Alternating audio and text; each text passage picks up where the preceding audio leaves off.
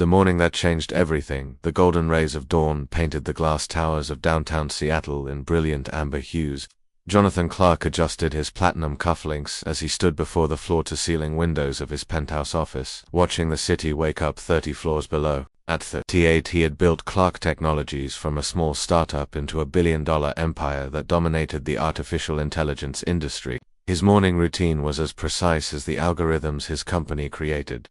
6:15 sharp, black coffee, no sugar, financial reports from 3 continents. By 7, he would review the quarterly projections. 7:30 meant his first video conference with the Tokyo branch. Every minute calculated, every decision measured in profit margins and market share. His personal assistant knocked twice before entering. "Mr. Clarke, your car is ready downstairs. The board meeting starts at 9, and traffic on 5th Avenue. Looks heavy this morning." Jonathan nodded without turning from the window. Below he could see people hurrying along the sidewalks like tiny ants, each carrying their own burdens, their own dreams. He had forgotten what it felt like to walk among them. Success had built invisible walls around his life, walls made of schedules and security protocols. 20 minutes later, Jonathan emerged from the lobby of Clarke Tower. His bodyguard, a former military man named Russell, walked 3 steps ahead, scanning the street with practiced eyes. The black Tesla waited at the curb, its door already open. "Good morning, Mr. Clarke." His driver greeted him with the same respectful tone he had used for the past 5 years. Jonathan slid into the leather seat, already pulling out his tablet to review the morning's agenda.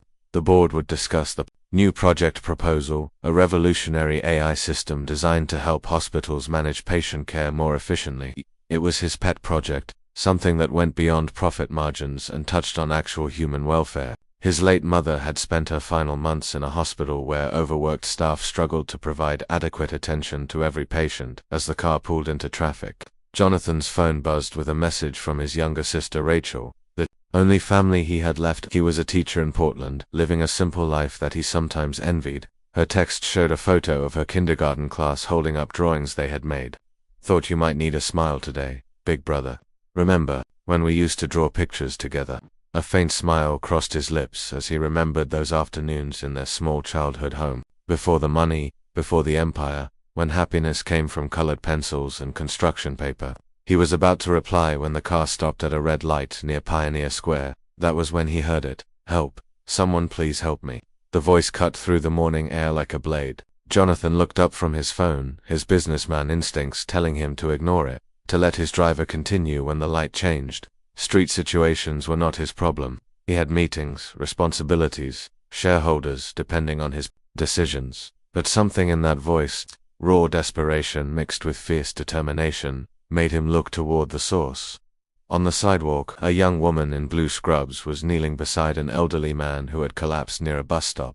She was performing chest compressions, her dark hair falling across her face as she worked. Around her, morning commuters walked past, some glancing but none stopping to help. "Call 911, she shouted again, but people just quickened their pace, lost in their own worlds of deadlines and obligations. Jonathan watched her for a moment, noting the practiced way she positioned her hands, the steady rhythm of her compressions. She was clearly a medical professional, but she was alone, and the man on the ground was not responding. "Sir, the light is green," his driver said quietly. Jonathan hesitated. The rationale part of his mind calculated the cost of delay. The board meeting, the contracts waiting for signatures, the stock price that fluctuated based on his every public appearance. But as he watched the woman continue her desperate efforts to save a stranger's life, something shifted inside him. "Pull over," he said suddenly. "Sir, pull over now." Russell turned in his seat, eyebrows raised. "Mr. Clarke, we need to maintain your schedule. The board meeting. The meeting can wait." The car pulled to the curb, and Jonathan stepped out before anyone could protest further. He approached the scene, his expensive shoes clicking against the concrete. The woman looked up as his shadow fell across her, her face streaked with sweat and tears of frustration. "Do you have a phone?" she asked breathlessly, never stopping her compressions. "I called 911, but they said the ambulance is stuck in traffic. He needs help now." Up close, Jonathan could see she was younger than he had first thought, maybe late 20s, with intelligent brown eyes that held both exhaustion and unwavering determination. Her hospital ID badge read Emma Rodriguez, RN, and was clipped to scrubs that had seen many long shifts. "What can I do?" The words came out before he could think about them. take over compressions. I need to check his pulse again and clear his airway. Without hesitation, Jonathan dropped to his knees beside her, his $1,000 suit forgotten as it touched the dirty sidewalk. Emma quickly positioned his hands over the man's chest and showed him the rhythm. Her hands were warm and steady over his as she guided him through the first few compressions. Just like that. Don't stop, no matter what. As Jonathan took over, Emma checked the man's airway and pulse. He's responding a little. Keep going. For the next several minutes, Jonathan found himself in a world completely different from boardrooms and profit charts. There was only the rhythm of compressions, the sound of Emma's calm voice guiding him, and the desperate hope that they could keep this stranger alive until help arrived. Around them, a small crowd had finally gathered. Someone offered a jacket to put under the man's head. Another person directed traffic around them. The walls that usually separated people in the city seemed to dissolve in the face of shared humanity. You're doing great, Emma said softly, checking the man's pulse again. I can feel it getting stronger. Jonathan looked at her as he continued the compressions. There was something about her presence that steadied him, a kind of quiet strength he had rarely encountered in his business world. She worked without fanfare or recognition, focused entirely on saving a life. The sound of sirens finally grew closer, and within minutes, paramedics arrived to take over. As they loaded the man onto a stretcher, one of them turned to Emma. Nice work, nurse, you probably saved his life. Emma stood up slowly, wiping her hands on her scrubs. We both did, she said, glancing at Jonathan with a grateful smile. As the ambulance pulled away, the crowd dispersed, and the morning routine resumed around them. But Jonathan remained on his knees for a moment longer, looking at his hands. They were dirty now, marked by the sidewalk and the life they had helped preserve. Emma extended her hand to help him up. Thank you. I don't know what would have happened if you hadn't stopped. Jonathan accepted her help and stood, suddenly aware of how different he must look from the perfectly groomed CEO who had left his office that morning. I should be thanking you. You knew what to do. I just followed your lead. Sometimes that's all it takes. Someone willing to follow when it matters. They stood facing each other for a moment, two people from completely different worlds who had just shared something profound. Jonathan realized he didn't want this moment to end, didn't want to return to his car and his meetings and his carefully controlled life. I'm Jonathan, he said simply. Emma. She glanced at her watch and her expression changed. Oh no, I'm supposed to be at work in 15 minutes. I'm already covering an extra shift because we're short-staffed. Before he could think about it, Jonathan found himself saying, let me give you a ride.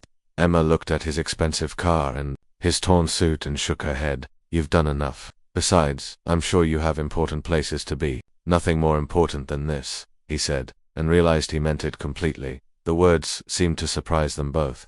Emma studied his face for a long moment, as if trying to solve a puzzle. Finally, she nodded. Okay, but just to the hospital. And thank you, Jonathan, for stopping, for caring about someone you didn't even know.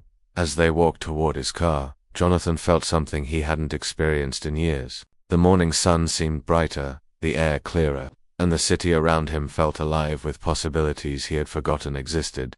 He didn't know it yet, but Emma Rodriguez had just changed the entire course of his carefully planned life with a single shout for help, and for the first time in years, Jonathan Clarke was exactly where he needed to be. When worlds collide, the ride to Seattle General Hospital took 12 minutes, but for Jonathan, it felt like stepping into an entirely different universe. Emma sat in the passenger seat, still wearing her slightly rumpled scrubs, telling him about her work in the cardiac unit while his driver navigated through the morning traffic. We see about 40 patients a day, she explained, unconsciously massaging her hands after the chest compressions. Most of them are elderly, many don't have family nearby. Sometimes I'm the only person they talk to all day. Jonathan found himself fascinated by the way she spoke about her patients, not as cases or numbers, but as people with stories. It was so different from his world of quarterly reports and market analyses. When they arrived at the hospital, he watched her gather her small purse and prepare to leave. Emma, he said, as she reached for the door handle, would you let me buy you dinner sometime to properly thank you for what you did today? She paused, her hand still on the door. You don't need to thank me, Jonathan. Helping people is just what you do when someone needs it. Maybe that's exactly why I'd like to see you again. Emma turned to face him fully, studying his expression with those intelligent brown eyes. After a moment, she smiled. Okay, but somewhere simple. I'm not really a fancy restaurant kind of person.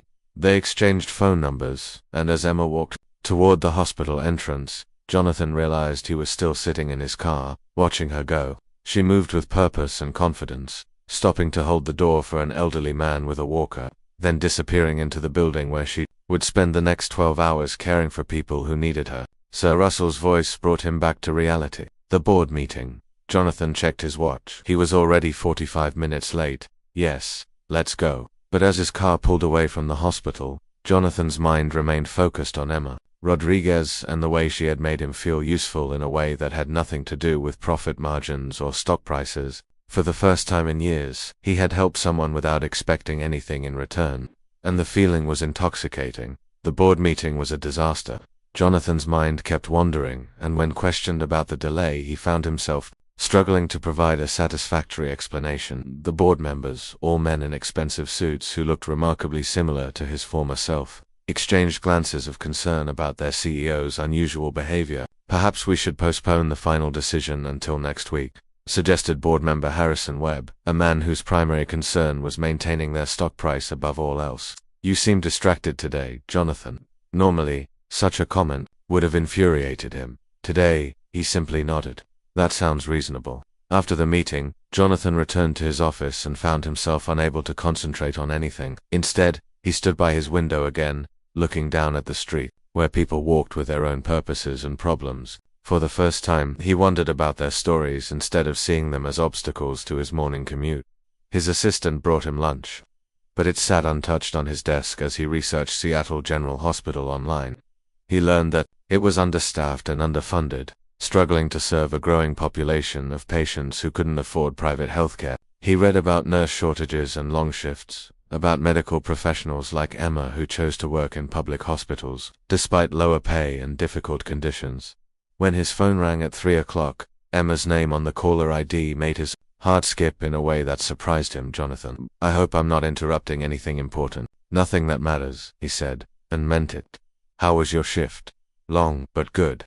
I wanted to let you know that the man from this morning, his name is Henry Chen.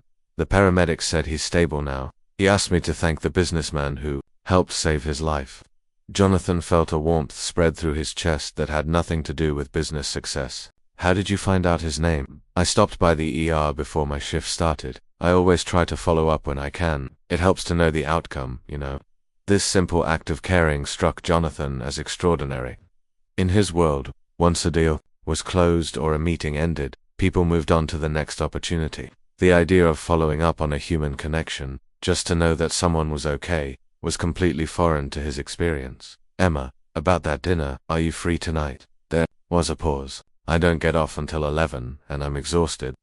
But there's a small diner near the hospital that stays open late. Nothing fancy, but they make great coffee and pie." "That sounds perfect." At 10:30 that night, Jonathan Clarke walked into Rosie's diner wearing jeans and a sweater, the most casual clothes he had worn in public for years. The place was nearly empty except for a few hospital staff grabbing late meals between shifts. Emma was sitting in a corner booth, her hair down now and wearing a simple green dress that made her eyes look even more beautiful than he remembered. "Look different," she said as he slid into the seat across from her. "Better or worse, more real." They talked for 2 hours over coffee and apple pie. Emma told him about growing up in a small town in eastern Washington, about choosing nursing, because she wanted to make a difference in people's lives. She spoke about her elderly patients with such affection that Jonathan found himself wondering what it would be like to be cared for by someone who saw him as more than just a business asset.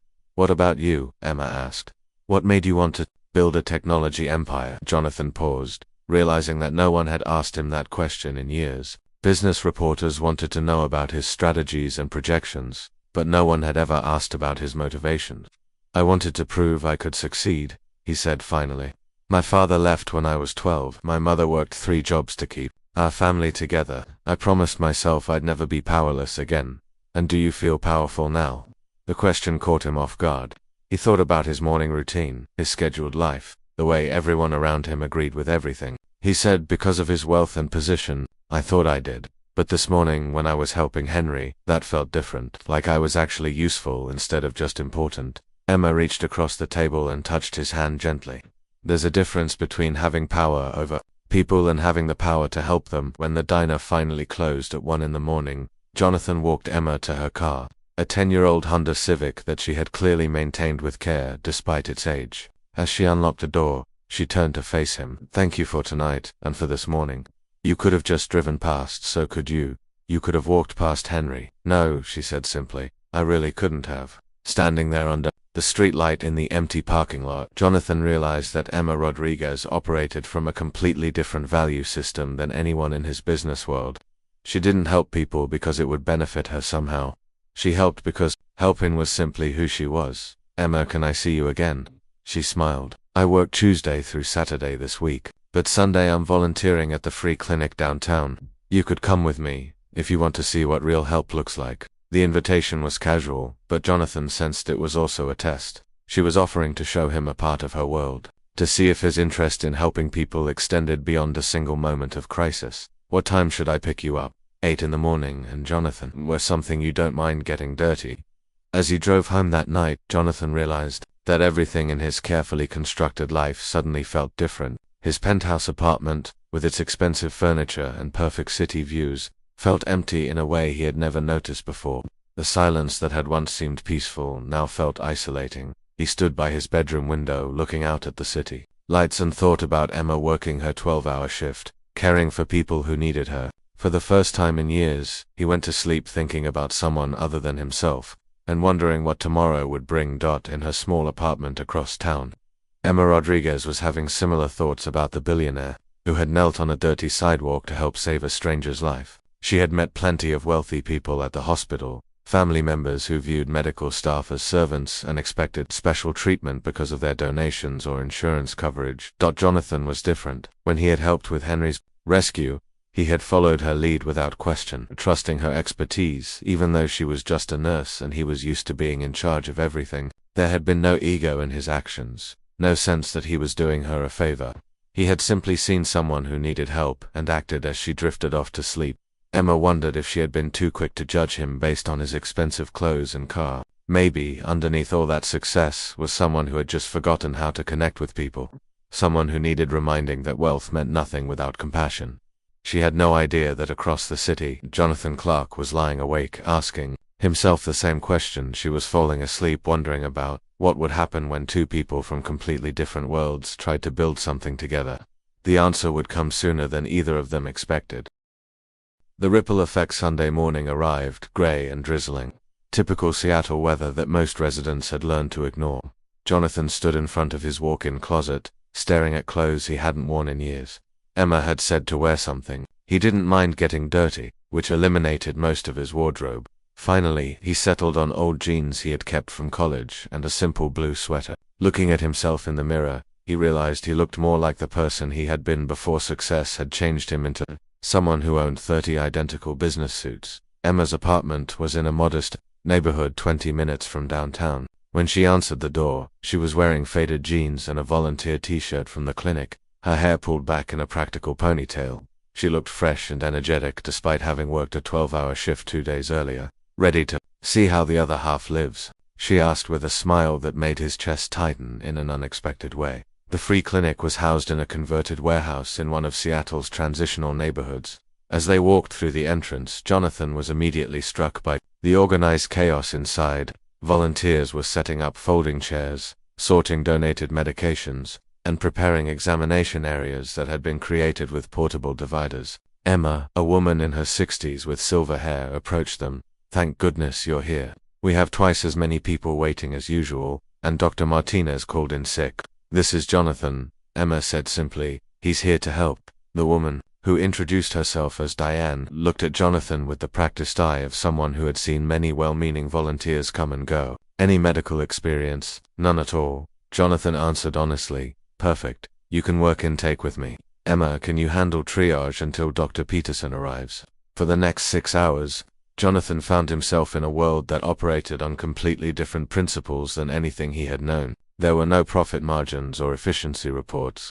Success was measured in blood pressure readings and prescription assistance, in helping an elderly woman understand her medication instructions or finding reading glasses for a man who couldn't afford an eye exam. His first patient was Rosa Martinez, a woman in her 40s who worked 2 part-time jobs without benefits. She needed her blood pressure medication refilled but hadn't been able to afford a doctor's visit.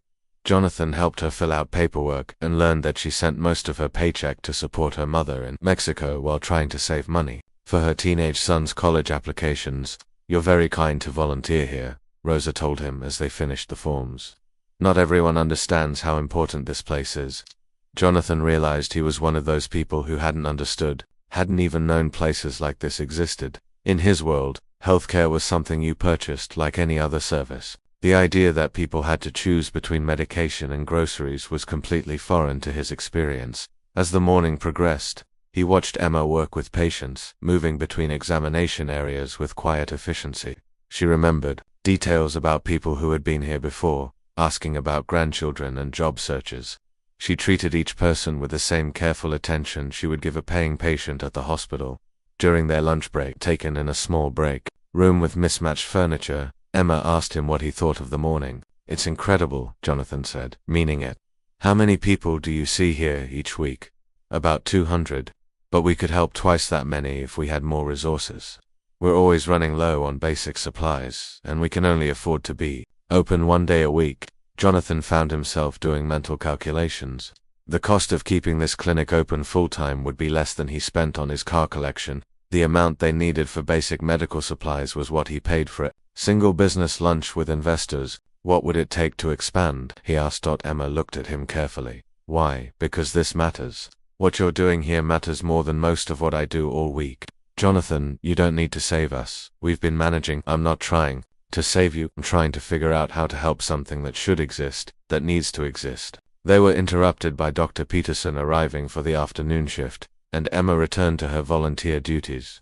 But Jonathan noticed her glancing at him throughout the afternoon, as if she was trying to solve a puzzle. As they prepared to leave at 4 o'clock, Diane approached Jonathan again. "You're welcome back any time. You have a good way with people." Outside, as they walked to their cars, Emma stopped and turned to face him. "What you said about expanding the clinic, were you serious?" "Completely serious. Emma, I make more money in a month than this place needs to operate for a year. It seems almost criminal not to help, but why?" "You just learned this place existed this morning."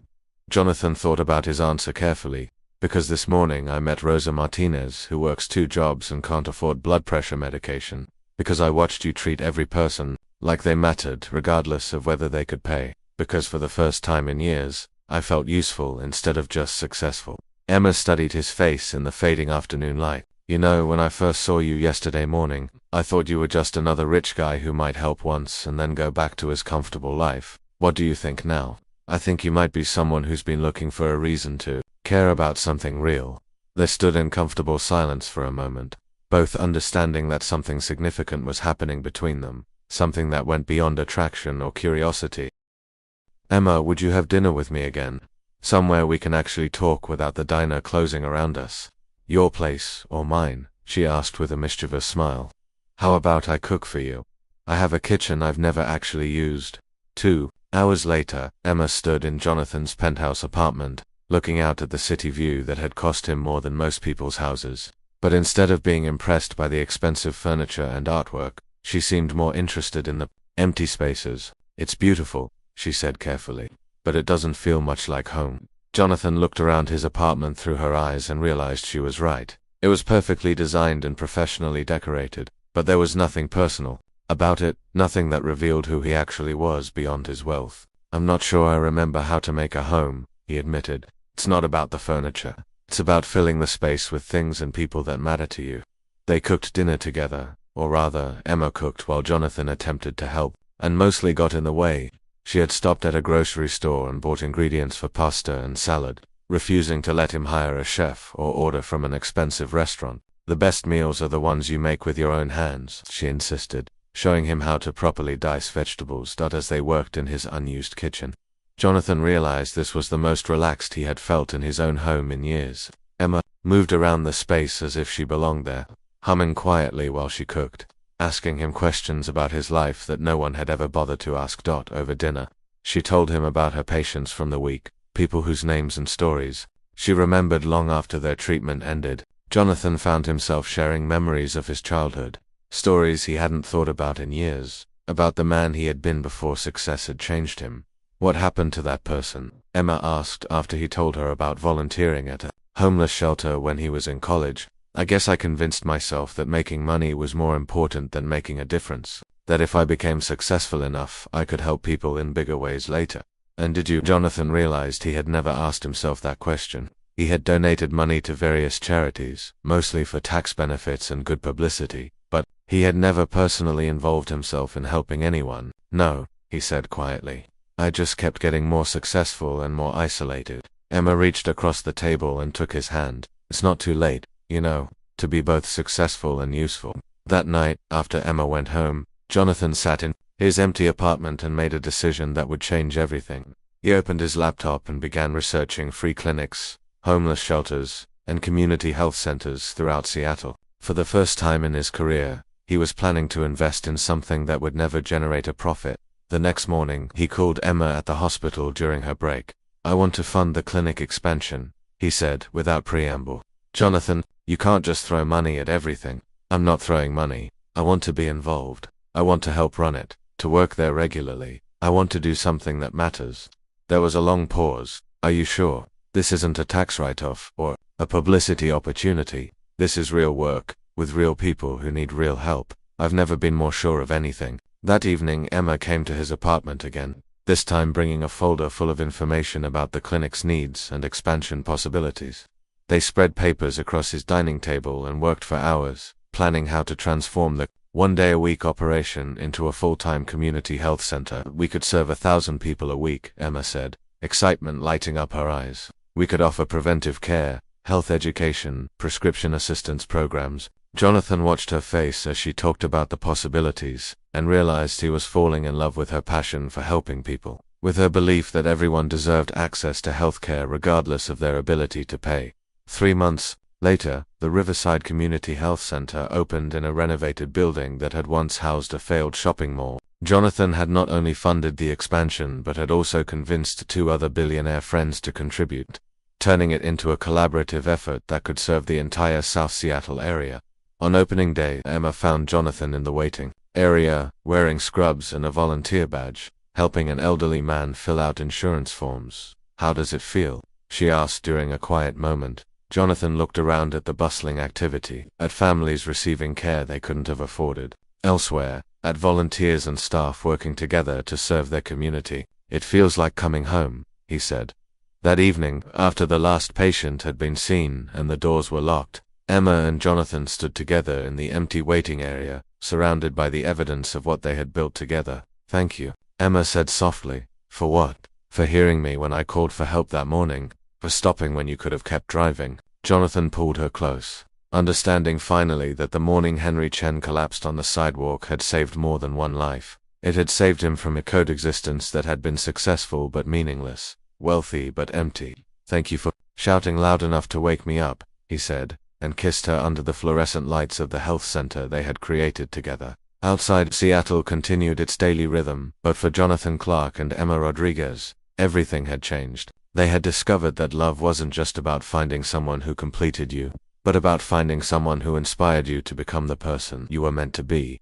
And it had all started with a simple shout on a busy morning, when a nurse refused to let a stranger die alone, and a billionaire remembered what it felt like to care about something more important than his next board meeting. 6 months later, when Henry Chen returned to thank them both for saving his life, he found them working side by side in the health center, no longer strangers from different worlds, but partners in building something that would outlast any stock portfolio or quarterly report. They had learned that sometimes the most successful life is measured not by what you accumulate, but by what you give away, and that the most valuable investments are the ones made in other people's well-being. The simple shout that had brought them together continued to echo through their community, in every life they touched and every person they helped heal, proving that sometimes the smallest acts of courage can create the biggest changes in the world.